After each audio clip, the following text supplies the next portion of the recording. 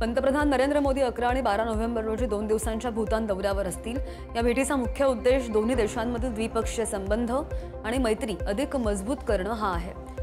मोदी भूतानचे नरेश जिग्मे खेसर नामग्याल वांगचुक यांची भेट घेणार आहेत आणि पंतप्रधान शेरिंग तोब्गे यांच्यासोबत विविध मुद्द्यांवर चर्चा सुद्धा करतील। यावेळी 1020 मेगावॅटच्या पुनात्सांगचू 2 या जलविद्युत प्रकल्पाचा संयुक्तपणे होईल आणि हा प्रकल्प भारत आणि भूतानने मिळून विकसित केलेला आहे। मोदी हे भूतानच्या माजी राजे सिंगे वांगचुक यांच्या 70व्या जयंती सोहळ्यासाठी सहभागी होणार आहेत।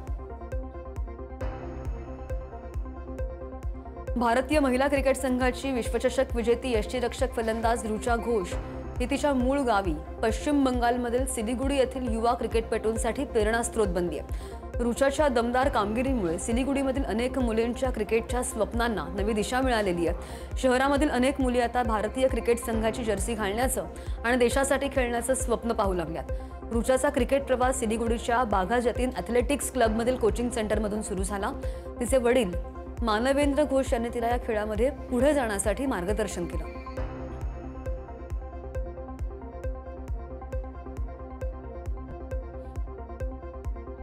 भारतीय महिला क्रिकेट संघाची स्टार खेळाडू राधा यादव हिचे तिच्या वडोदरा शहरामध्ये मोठ्या उत्साहात आणि भव्य स्वागत करण्यात आले।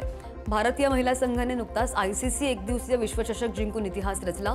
वडोदराची ही कन्या भारतीय संघाच्या ऐतिहासिक विजयामध्ये सहभागी झाल्यामुळे शहरभर उत्साहाचं वातावरण आहे। राधा यादवच्या स्वागतासाठी आयोजित केलेल्या रोड शो मध्ये मोठ्या संख्येने क्रिकेटप्रेमी आणि स्थानिक सहभागी झालेले होते।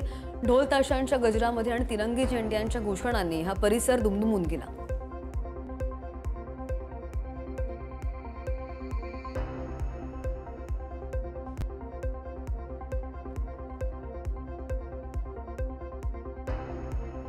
बिहारच्या मधुबनीमधील मिथिला हाट हे ठिकाण दोन्ही आश्वासनं सत्यात उतरवल्याची प्रेरणादायक कहाणी सांगते। या हाटमुळे स्थानिक कारागिरांचं जीवन बदललेलं असून त्यांचं उत्पन्न सुद्धा वाढलेलं आहे आणि आत्मविश्वास सुद्धा वाढलाय। सध्या बिहारच्या राजकारणामध्ये विकास आणि रोजगाराच्या आश्वासनांची चर्चा असतानाच मिथिला हाटचं कौतुक होत आहे। बिहारच्या पर्यटन आणि उद्योग विभागाने मिथिला हाटची स्थापना केली आहे आणि याचा मुख्य उद्देश मधुबनी पेंटिंग्स आणि स्थानिक हस्तकलांसारख्या पारंपरिक कलांना व्यासपीठ उपलब्ध करून देणं हा आहे। हा हाट बाजार नसून मिथिला संस्कृतीला उपजीविकेचा आधार बनवणारा एक ठिकाण बनलंय। काठमांडूच्या नीरव श्रेष्ठनं रेडबुल थलांग रुआम 2025 मध्ये बाजी मारली आहे। ही माउंटेन बायकिंगच्या एका जगामध्ये एक मोठी आणि अभिमानास्पद बातमी आहे। या थरारक अर्बन डाऊनहिल स्पर्धेमध्ये त्याने आपल्या उत्कृष्ट कौशल्य आणि वेगाच्या जोरावर इतर आंतरराष्ट्रीय स्पर्धकांना मागे टाकलेला आहे आणि या विजयामुळे नीरव चिलमधील जगप्रसिद्ध रेडबुल रेसो अबाजो या शर्यतीसाठी तो पात्र झालेला आहे। तिथे तो जगामधील सर्वोत्कृष्ट माउंटेन बायकर्सची स्पर्धा करणार आहे। ही नीरवच्या कारकिर्दीमधील एक महत्त्वाची झेप असून त्याचं नाव आंतरराष्ट्रीय स्तरावर पोहोचलेलं आहे। त्याच्या या यशाबद्दल सगळ्या स्तरातून त्याचं कौतुक होतंय। जम्मूमध्ये बीएसएफ मॅरेथॉन उत्साहामध्ये संपन्न झालेली होती। सीमा सुरक्षा दलाच्या महासंचालकांनी हिरवा झेंडा दाखवून या मॅरेथॉनला सुरुवात झाली। उत्सवाच्या या उत्साही सुरुवातीला चौधरी यांनी फुल मॅरेथॉन शर्यतीला हिरवा झेंडा दाखवला। या स्पर्धेमध्ये नागरिक आणि बीएसएफचे जवानांनी मोठ्या उत्साहाने सहभाग सुद्धा घेतला। शारीरिक तंदुरुस्ती आणि राष्ट्रीय एकात्मतेचा संदेश देणारी ही मॅरेथॉन खूप यशस्वी झाली आहे। नागरिकांचा सहभाग पाहून आनंद झाला असं मत संचालक दलजीत सिंग चौधरी यांनी यावेळी व्यक्त केलं।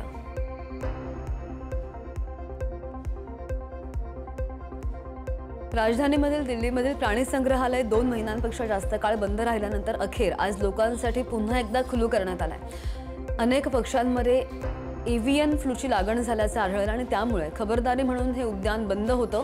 30 ऑगस्टपासून बंद असलेल्या या प्राणी संग्रहालयाच्या पुन्हा सुरू होण्याची अनेक कुटुंब आणि निसर्गप्रेमी आतुरतेने वाट पाहत होते।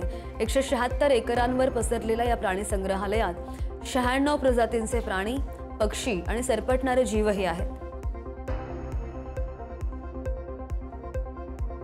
भारताच्या राष्ट्रपती द्रौपदी मुर्मू आजपासून सुरू होणाऱ्या त्यांच्या 6 दिवसांच्या आफ्रिका खंडातील 2 देशांच्या दौऱ्याच्या पहिल्या टप्प्यासाठी अंगोला इथं पोहोचल्या। अंगोलानंतर त्या शेजारील बोत्सवाना शहराला भेट देतील आणि या दौऱ्यामुळे या आफ्रिकन राष्ट्रांसोबत विविध क्षेत्रांमधील भागीदारी आणि सहकार्यासाठी नवीन संधी उघडतील असं परराष्ट्र मंत्रालयानं स्पष्ट केलंय. भारताच्या राष्ट्रप्रमुखांचा या दोन्ही देशांना दिलेला हा पहिलाच दौरा आहे. नोएडा पोलिसांनी शनिवारी एका मोठ्या कार चोरी करणाऱ्या टोळीचा पर्दाफाश केलाय. या प्रकरणी 4 आरोपींना अटक सुद्धा केलेली आहे. पोलिसांनी त्यांच्याकडून सुमारे 50 लाख रुपये किमतीचे चोरीच्या कारचे सुटे भाग जप्त केलेत.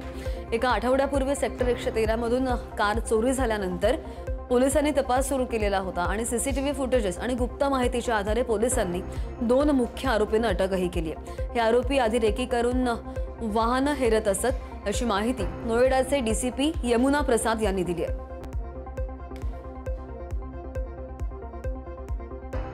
हरियाणामध्ये पत्नीची हत्या करून पळ काढलेल्या आरोपीला उत्तर प्रदेशमधून अटक झालेली आहे. अटक करण्यात आली आहे. आरोपीने पोलिसांवर गोळीबार केल्यानंतर आत्मसंरक्षणासाठी पोलिसांनी केलेल्या गोळीबारामध्ये तो जखमी झाला आणि रात्री पेट्रोलिंगच्या दरम्यान पोलिसांनी दुचाकीस्वारांना अडवलं.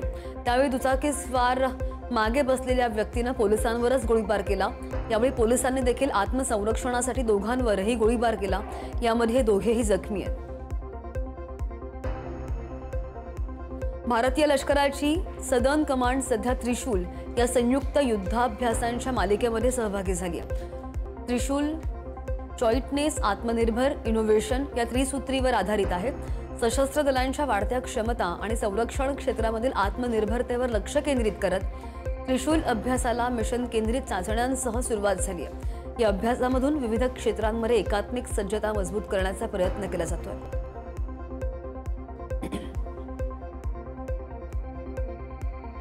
बेंगळुरूच्या अग्रहार तुरुंगामध्ये दहशतवाद्यांकडे मोबाईल फोन असल्याचं समोर आलंय.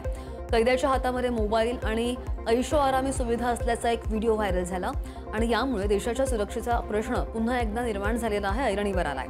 बलात्कार प्रकरणामधील कुख्यात गुन्हेगार उमेश रेड्डी आणि गोल्ड स्मगलर तरुण राज मोबाईल फोन वापरताना आणि टीव्ही पाहताना कॅमेरामध्ये कैद झालेत. आयसिसचा मोस्ट वॉन्टेड दहशतवादी जुहाल हमीदला तुरुंगात राजघराण्यासारखं वागवलं जात असल्याचं उघड झालेलं आहे आणि या सगळ्या प्रकारांमुळे बेंगळुरूमधलं हे तुरुंग दहशतवाद्यांसाठी आश्रयस्थान बनलंय का असा प्रश्न सुद्धा उपस्थित होतोय. कायदेशीर मदत मिळवणं सुलभ केलं पाहिजे. तंत्रज्ञान आणि सहानुभूतीची जोड आवश्यक असं मत न्यायमूर्ती सूर्यकांत यांनी व्यक्त केलंय. न्यायव्यवस्थेचं खरे मोजमाप गुंतागुंतीचे खटले किती लवकर निकाली निघतात यामध्ये नसून ती सामान्य नागरिकांच्या जीवनावर किती खोलवर परिणाम करते यात आहे असं सुद्धा ते म्हणाले. कायदेशीर मदत मिळवणं सोपं करणं ही भविष्याची गरज आहे आणि यासाठी प्रशासकीय सुधारणांसोबत मानवी दृष्टिकोन आवश्यक आहे. ऑनलाईन तडजोड आणि डिजिटल तक्रार पोर्टल संधी देत असलं तरी सुद्धा केवळ तंत्रज्ञान पुरेसं नसल्याचं सुद्धा ते म्हणालेले आहेत.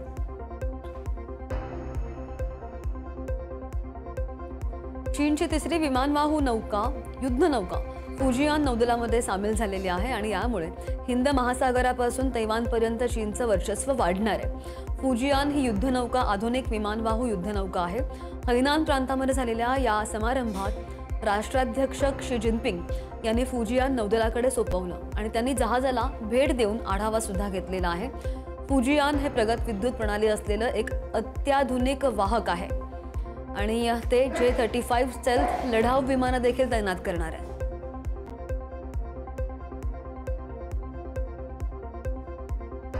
पाकिस्तान आणि अफगाणिस्तानमधील शांतता चर्चांच्या तिसऱ्या टप्प्यात कोणताही करार झालेला नाही. दोन्ही देशांनी अपयशासाठी एकमेकांना दोषी ठरवलंय. कतार आणि तुर्की यांच्या मध्यस्थीनं इस्तांबूलवर झालेल्या 2 दिवसांच्या चर्चेदरम्यान अफगाण सरकारने पाकिस्तानवर बेजबाबदार भूमिका घेतल्याचा आरोपही आहे. पाकिस्तान जनता दलाचे आमचे भाऊ आणि मित्र आहेत, परंतु कोणत्याही हल्ल्याला योग्य उत्तर दिलं जाईल असं तालिबान सरकारचे प्रवक्ते मुजाहिद म्हणालेले आहेत. पाकिस्तानने यावर उत्तर देणं टाळलंय. रशियाने सगळ्यात धोकादायक वेदरप्रूफ लढाऊ विमान विकसित केलंय.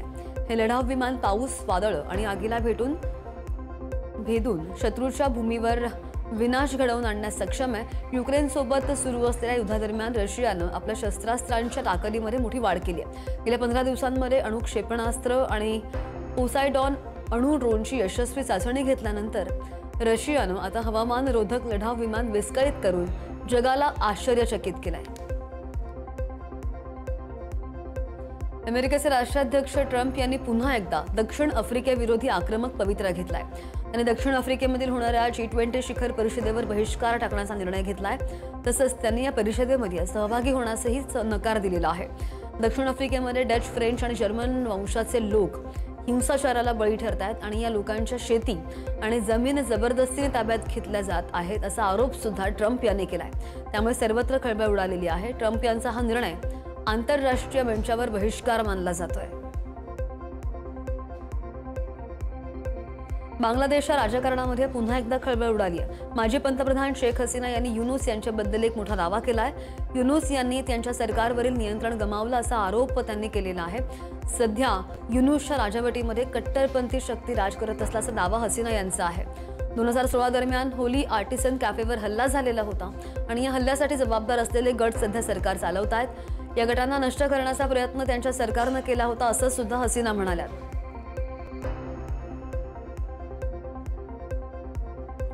तुर्कीच्या वायव्येकडील भागामध्ये एका परफ्यूम कारखान्याला भीषण आग लागली. शनिवारी सकाळी ही घटना घडलेली आहे. या दुर्घटनेमध्ये 6 जणांचा मृत्यू झाला असल्याचं वृत्त समोर आलंय. एक जण गंभीर जखमी असून या घटनेमुळे आग लागलेल्या परिसरामध्ये घबराटीचं वातावरण पसरलंय. आग विझवण्याचं कार्य सुरू असून घटनेची माहिती मिळताच तुर्कीच्या अग्निशमन दलानं घटनास्थळी धाव घेऊन आसपासचा परिसर खाली करण्याचे आदेशही दिलेले आहेत. कारखान्याला अचानक आग लागली आणि मोठा स्फोट झाला असं सुद्धा अधिकाऱ्यांनी माहिती देत म्हटलंय. पाकिस्तान आणि अफगाणिस्तानमधील तणाव अधिकच वाढता पाहायला मिळतोय. चर्चेचा एक नवीन टप्पा सुरू होताच पाकिस्तान आणि अफगाण सीमेवरील चमन सीमेवर गोळीबार झाल्याचं पाहायला मिळालं.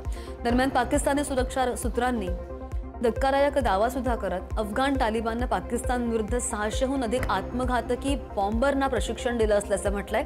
हे बॉम्बर्स काबूल विद्यापीठ आणि इतर शैक्षणिक संस्थांमधून भरती केले जात आहेत आणि या तरुणांमध्ये मोठ्या संख्येनं उच्च शिक्षित विद्यार्थी आहेत ज्यांना पाकिस्तानमधील लष्करी आणि सामरिक लक्ष्यांवर हल्ला करण्यासाठी प्रशिक्षण दिलं जात आहे.